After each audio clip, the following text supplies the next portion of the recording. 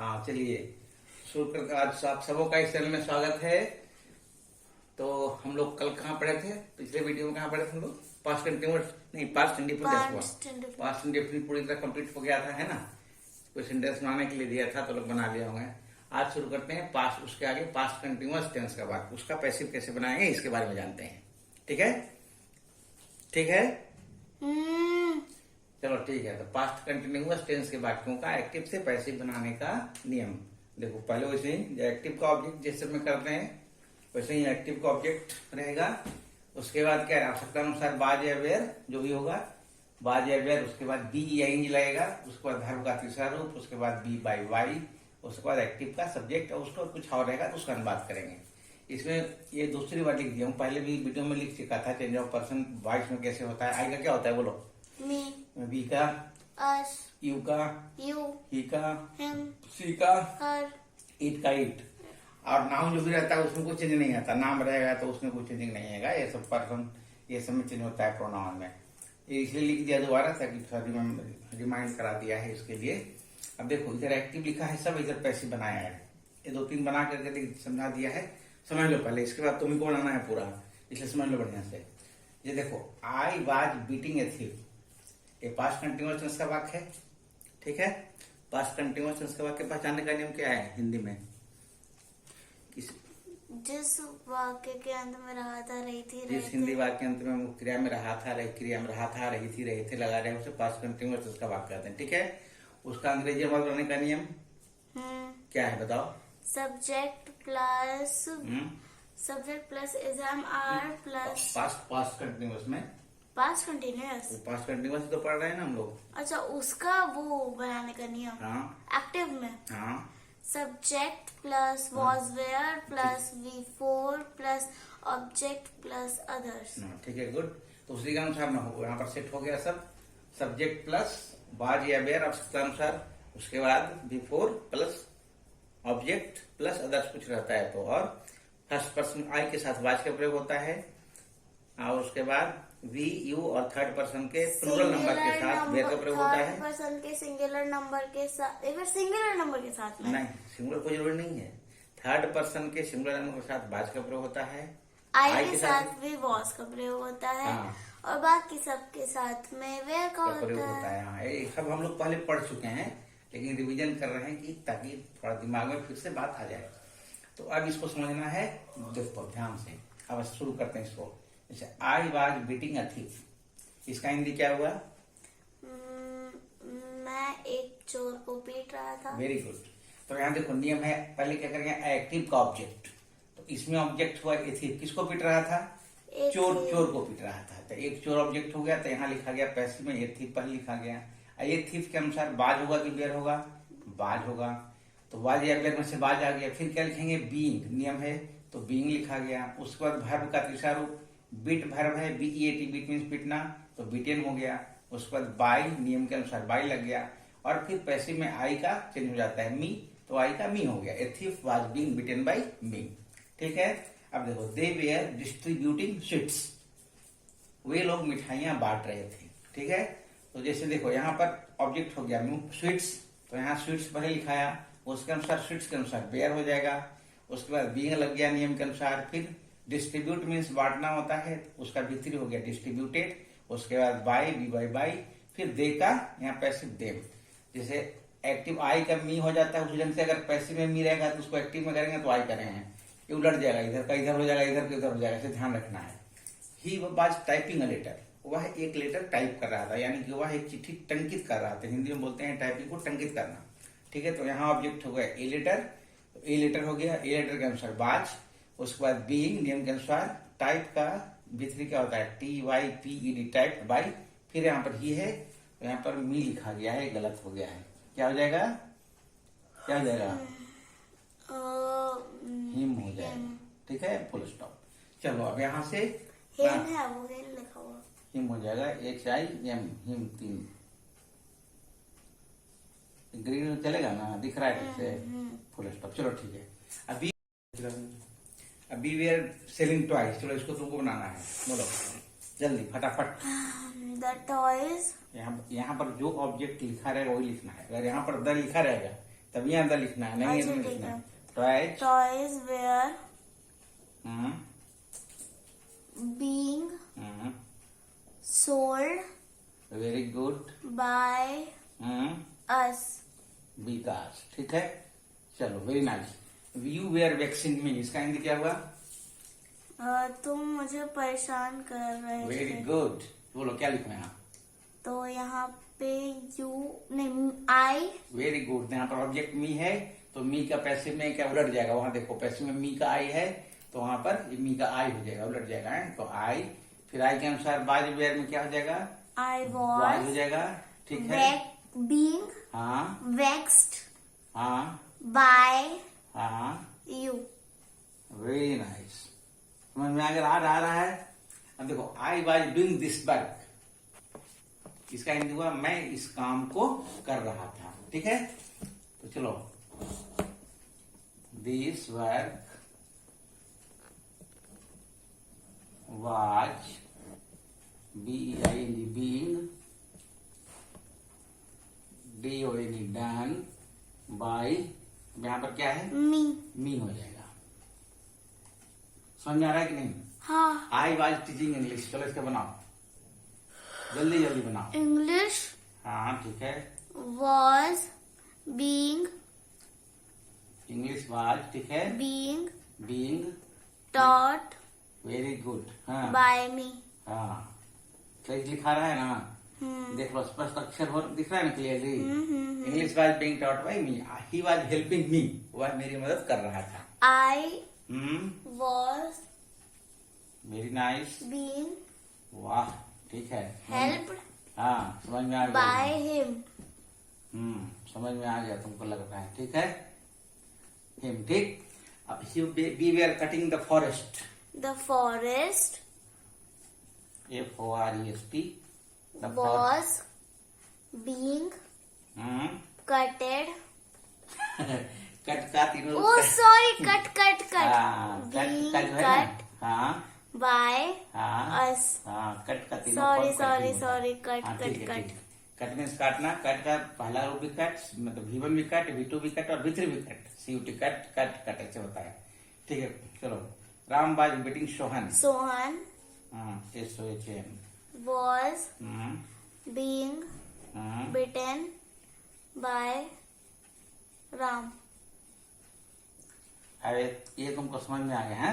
अब इसमें थोड़ा सा इसको डिफिकल्ट करते हैं, थोड़ा सा कठिन करते हैं, ठीक है।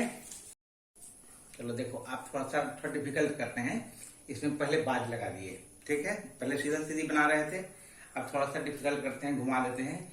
Was he irrigating the field, इसका पैसिव बनाना है।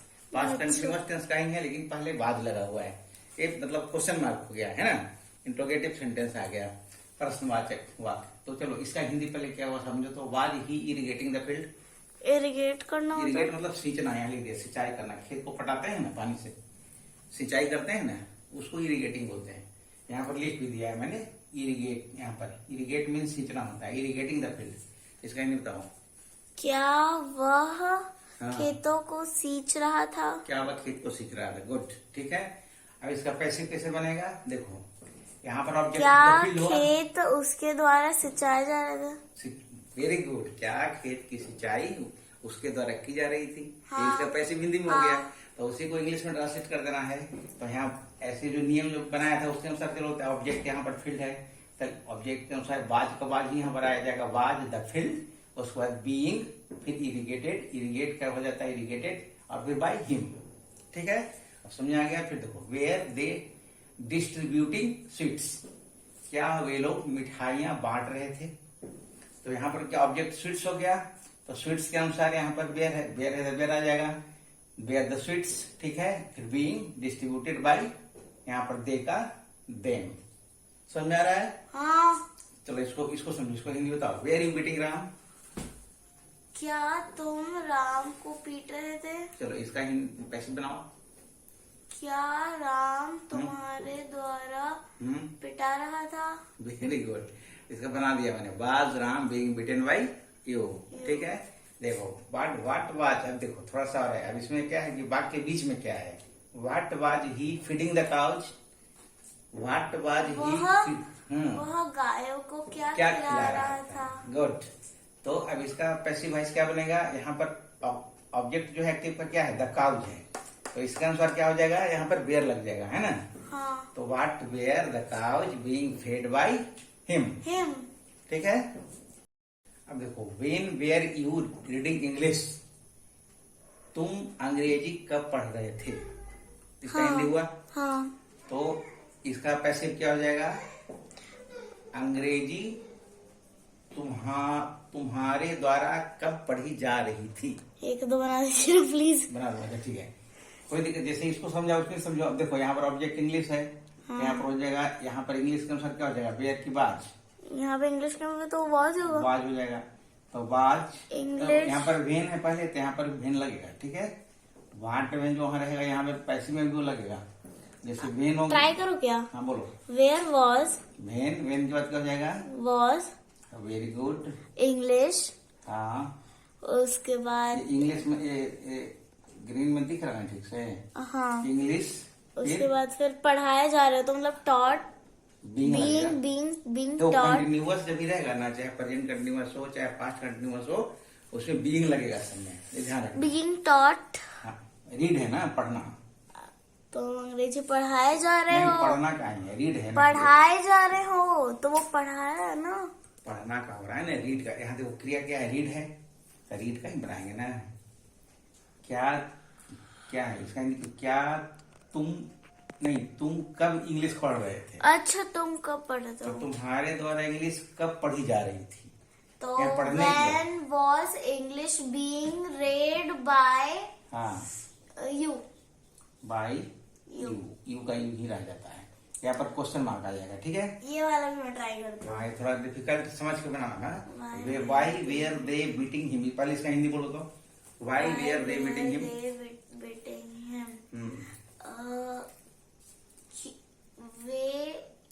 वे लोग क्यों उसे पीट रहे थे। वेरी नाइस, ठीक है। अब इसका पैसिव वाई बनाओ।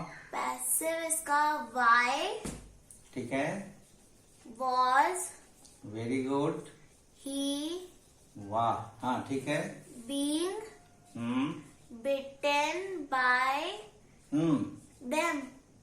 एकदम first class. Beaten by, was he being beaten by them, THEM, question mark. सही है, एकदम सही हो गया, ठीक है। Why was Ram not teaching Shyam, इसका हिंदी।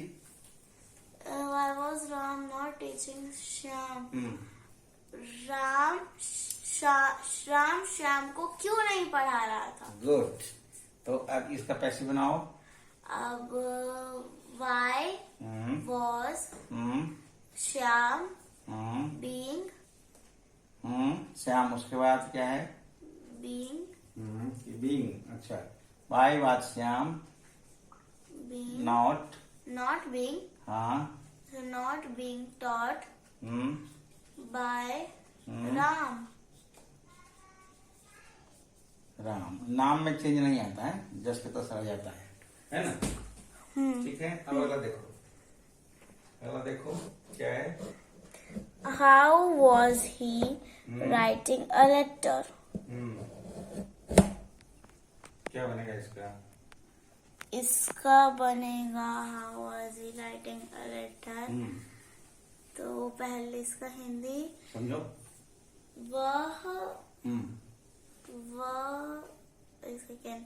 वह कैसे पत्र लिख रहा था। गुड, वह कैसे एक पत्र लिख रहा था, ठीक है। हाँ, तो इसका एक पत्र उसके द्वारा कैसे लिखा जा रहा था। हाँ। तो how was a letter, good, हाँ, how was a letter being written by him,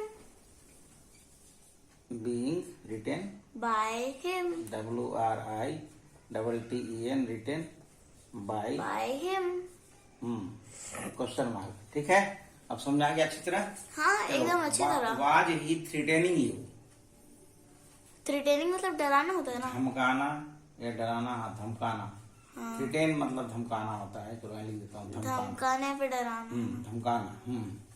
उसके वॉज ही थ्रेटनिंग यू, तो क्या क्या वह तुम्हें धमका रहा था। गुड, ठीक है। तो क्या तुम उसके द्वारा धमकाए जा रहे थे? Very nice. हाँ, ठीक तो है। वेयर हाँ यू हाँ threatened, were you being threatened? THREATENED। हाँ, कोई बात नहीं, होता है कि कोई miss. Sorry. Were you being threatened by him. Question mark, ठीक है। वाज द पुलिस, क्या है, अरेस्टिंग हिम, क्या पुलिस उनको नहीं, क्यों पुलिस उनको क्यों गिरफ्तार कर रही थी? Why was पुलिस उनको, यहाँ पर ऑब्जेक्ट हिम तो है, वह तो पुलिस हिम के अनुसार- द्वारा क्यों गिरफ्तार किए जा रहे थे? हाँ। Why was he being arrested by the police?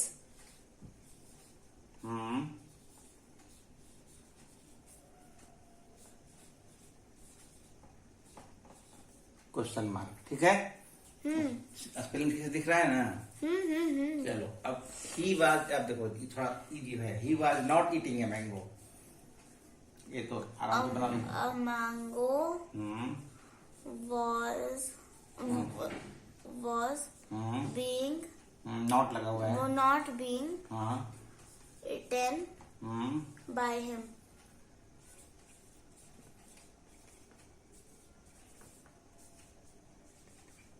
Question नहीं, इसमें तो क्वेश्चन और नहीं है, फुल स्टॉप, ठीक है। ही वाज अरेस्टिंग क्रिमिनल्स, वो अपराधियों को गिरफ्तार कर रहा था। क्रिमिनल में से अपराधी होता है, ठीक है। He was arresting criminals. Criminals were CRIMINALS, criminals. were हाँ, ठीक है। being arrested by him. ARRESTED,